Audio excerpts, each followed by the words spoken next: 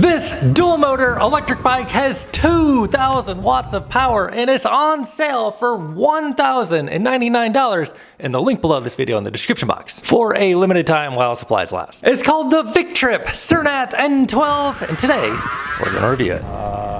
What happened here? How did this car get out here?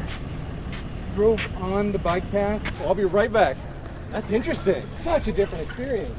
I like the quietness, which I like of all the hub motors. Okay. I hated the...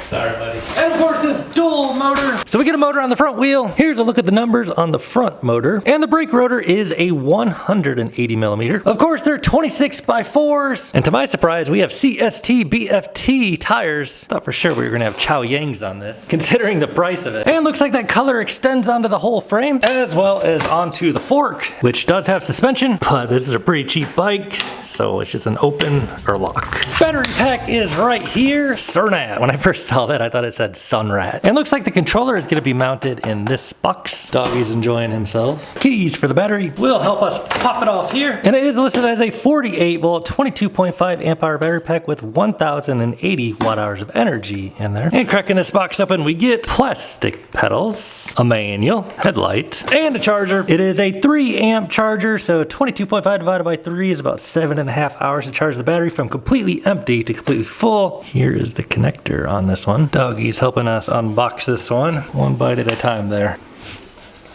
Frame has this little pattern on top and somewhat interesting how it kind of welds on like that there, and just how this frame is connected here. Don't think I've seen one quite like this yet. It's got a double wall guard on the chain ring to help keep that chain from popping off, and around back it's got a derailleur guard to protect the Shimano tourney derailleur. 7 gears on a basic Shimano cassette. Take a look at the seat. Definitely looks budget friendly, but it's wide and squishy, and it's got a quick release to easily change the seat height, which there's about that much. And as you may have noticed, there is no rear suspension on this bike, so if you want to put a suspension seat post on, the diameter of this seat post is 28.6 millimeters. So you can get a suspension seat post if you want. And it also comes with a rear rack that is partially installed and has these things to protect the paint, but seem a little difficult to get off. Jeez, freaking workout, man. More exercise than we're gonna get riding this bike. This is taking forever. Finally though, maybe. Oh my God. Rear rack goes here. And here's a look at the drop outs on the front wheel. Secures on like this. Hydraulic brakes are DY Island on the front as well as the rear. Also get a 180 millimeter rotor on the rear. And here's a look at the motor on the rear, which I believe is the same exact one we have up front. And as we've seen on other bikes that run this controller box that's sealed up, does protect it from water and stuff a little bit, but it does also cause a little bit of heat buildup as the heat can't really escape from here too well. Hand grips are ergonomic, upside down on the floor right now. Pretty basic ones. We've seen these basic controls on other e-bikes, and there is a, well, bell and also a USB charge port right there. Definitely got a bit of weight to it. Oh no. Handlebars look short. So let's get a weight on this fatty. Staying on the scale, holding the bike, 267.8. 267.8 minus 193.2. So 74.6 for the bike, plus putting the battery on there would add 11.8. That's your total weight, minus the keys. So let's go ahead and toss that battery on there. And I'm pretty sure we've all seen this display before, but let's go ahead and turn it on. Pretty typical common display here. It's got some color, shows your battery life in terms of 5 bars up there. Pedal assist levels, you can adjust through 5. I believe it said you can adjust from 1 motor or 2 motor. Maybe hold the I button. P2, P3, P0. Wonder what that's doing. I'm holding the I button here, toggling between these. On the right grip, we get a quarter twist throttle, which I believe is live. We better be careful. And 7 speeds on the Shimano gear set. And it does have headlights and tail lights. Turning on the headlight, shining onto the Surnat box there. It also turns on the tail light, which likely functions as a brake light. Yes.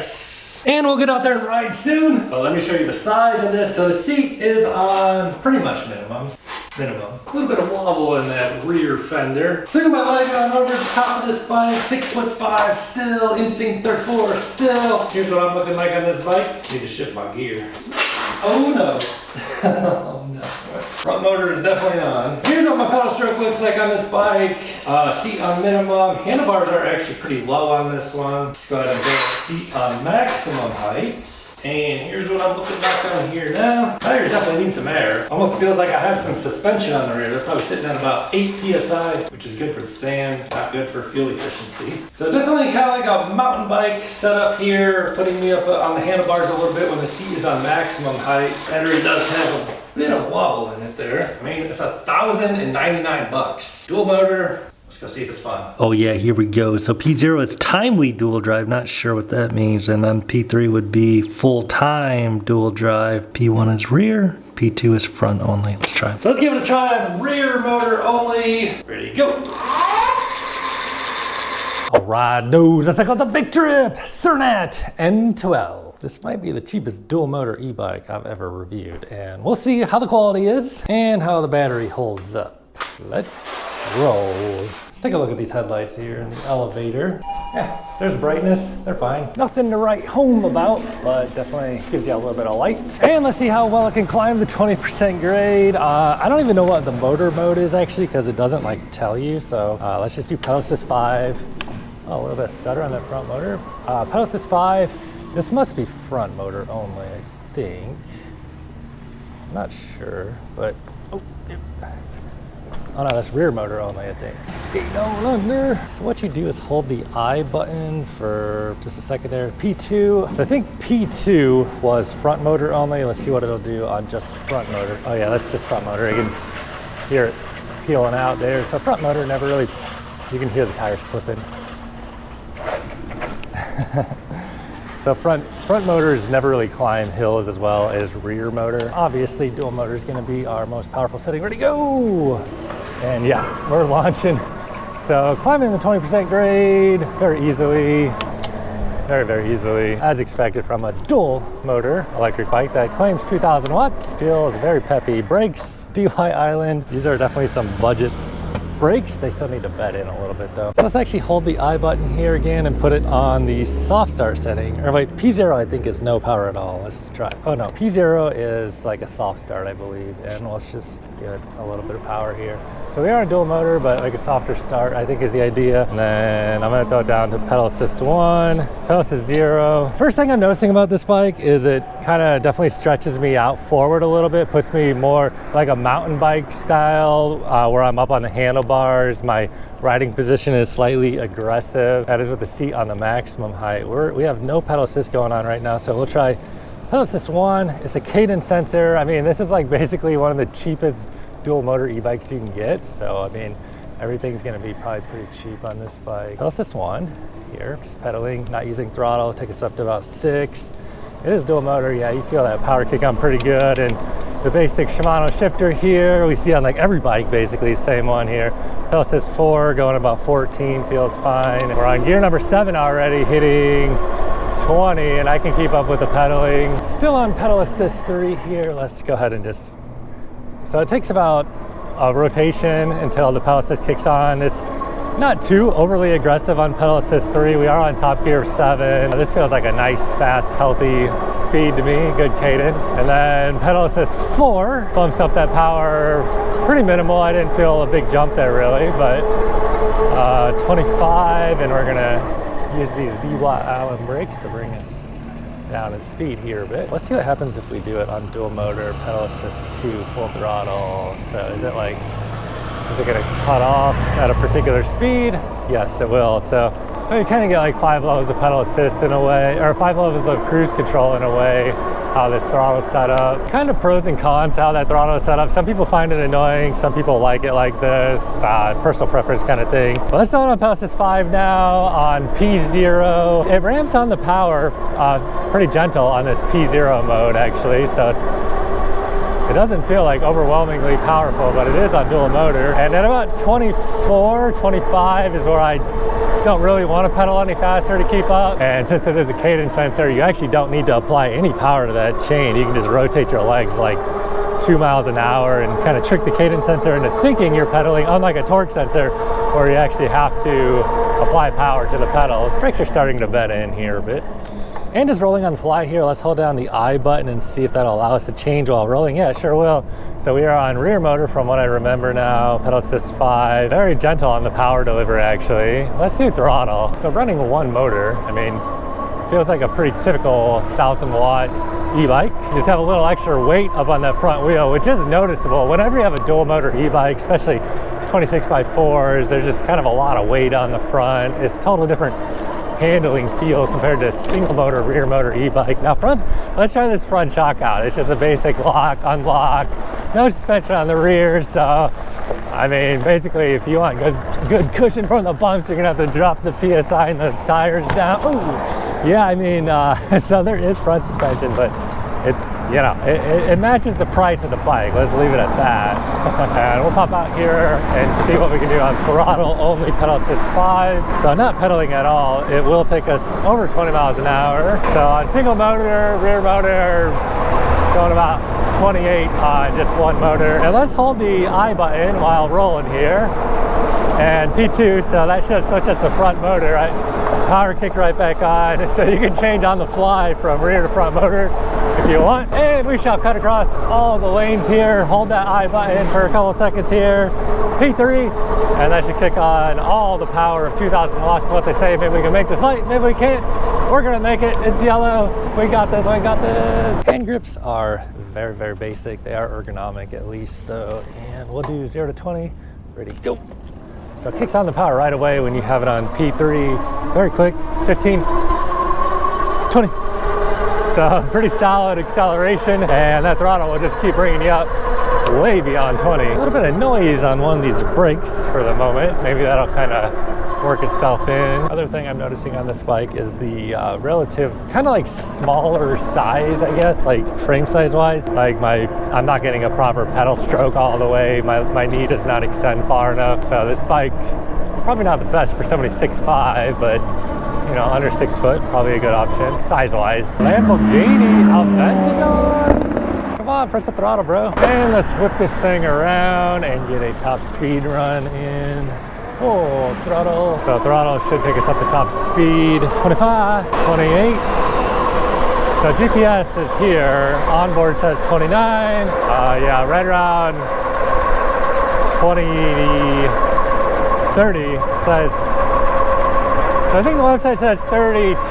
Don't think I'd want to go any faster on this machine. And it does have cruise control. You just hold down this minus button for about 2 seconds and it'll kick on there and you can just chill, dude. I just jam it. Let's gotta try this hill. Full throttle, dual motor. Of course, definitely feeling every single little bump coming through this grassy, bumpy area though. Looks like we got a little TikTok ad going on here. It's all right for the price. It's a dual motor for like $1,000. It gets up to like 30.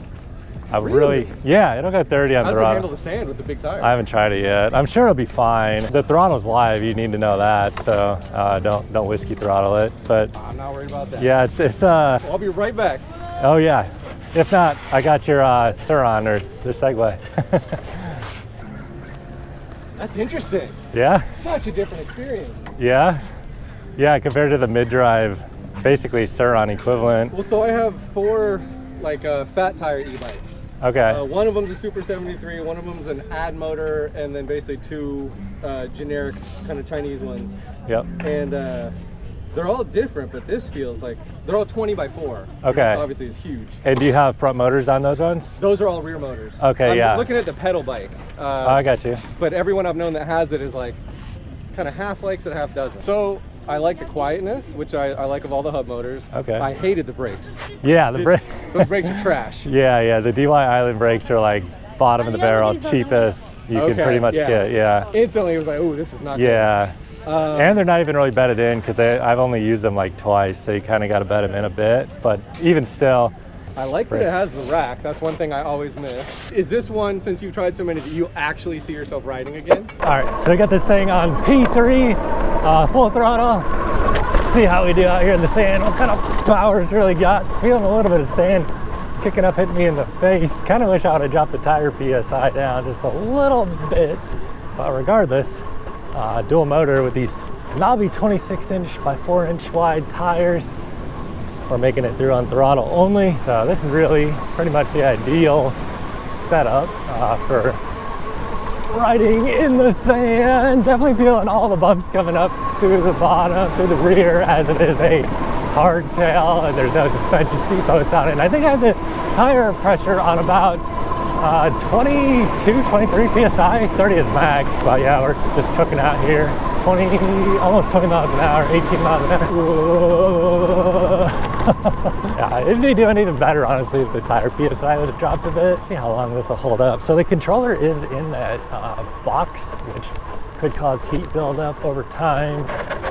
It's peeling out there a bit. But as I was saying, the controller box down here doesn't have like any sort of ventilation, which will help keep it more waterproof in case you splash off into the ocean there. Also, it doesn't allow any ventilation to the controller, so could cause heat buildup over time and cause the controller to power down on you. And I'm actually gonna pop back out here real quick to shoot a little B-roll. Let's make a good video, why not? Oh yeah, we're probably filled up with sand now everywhere. All up in those gears. Trust me, this is exactly what you want to do to your brand new bike if you get one of these.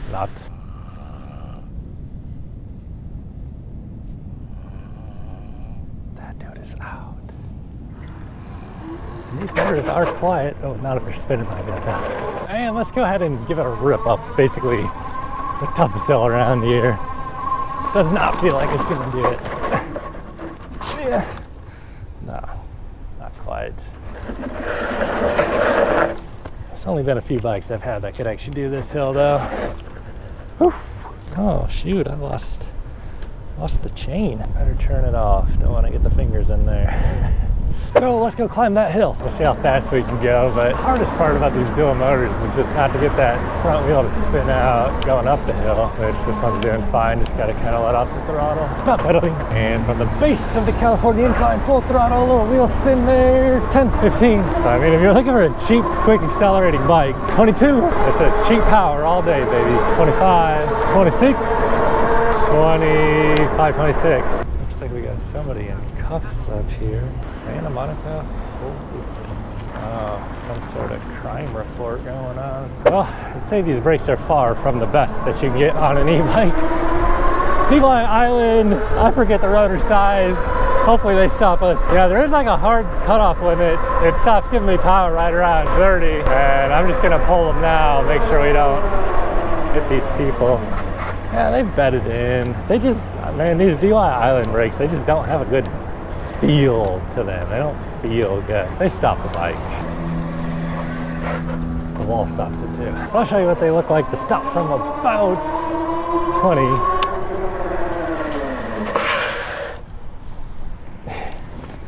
I mean, they're hydraulic brakes, just not the greatest hydraulic brakes. I'd say they match the price point of $1,099 on this bike. So final thoughts on the Victrip Surnat N12. I mean, this thing is basically cheap power, cheap dual motor electric bike. Nothing on this bike is like super, premium quality by any means, but it definitely accelerates pretty darn hard for the price of $1,099. And the link below this video in the description box. So if you do want to grab one of these e-bikes, if you click on that link down below the video in the description box, that would help give you the best price on this and also help support my reviews on this channel. Final thing we need to take a look at is the final range, so let's head on home and check that out. What in the world? There's a freaking BMW out here on the bike path and a tow truck. What happened here? This is not normal to see cars out here. It looks like that dude might have been running from the cops. Yeah, there's tire tracks in the sand. How did this car get out here? Drove on the bike path. Oh my goodness. Tried to get off by getting stuck right here. Was he running? And was he running from you guys, or just kind of? Just poor decision making and driving. Yeah. Interesting. Never Have seen a good day. You say poor decision making and driving. Yeah, you can see. There's definitely car tires on the sand. Oh man, yeah, there's some more tire tracks over here.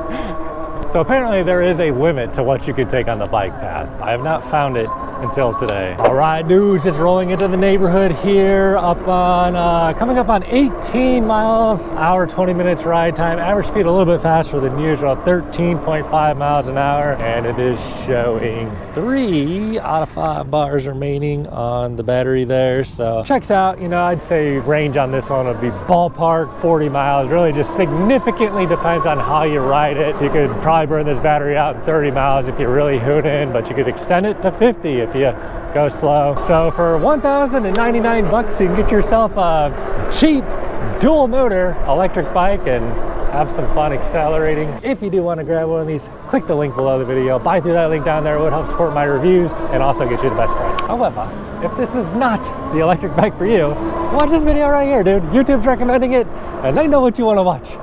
Catch you over there.